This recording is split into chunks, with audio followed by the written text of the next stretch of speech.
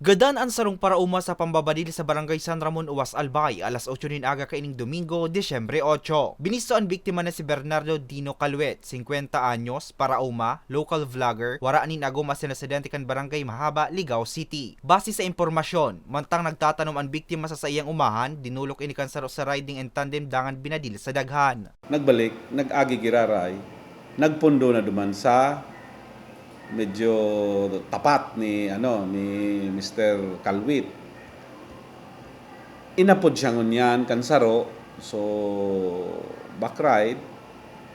Pagrani niya, siguro may diit na uron-uron, pinutukan na siya.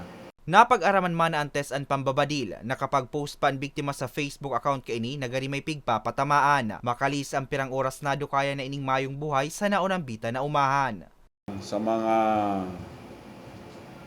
tawota, barangay,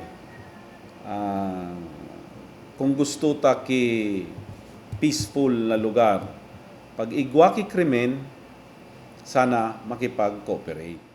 Sigon sa PNP, may nagkapirang anggulo naman sinang pigsisiirip na padago sinang pig-iimbestigaran pa. Pigbalo man kan news team na kuwaon ang lado kan nabayang pamilya, alaga nagsayuman ang magtaupanin pahayag. Pigpapatentehan ang bangkay kan biktima sa sarong kapilya. Para sa mga baretang tatak Bicol, Hercules Barbacena.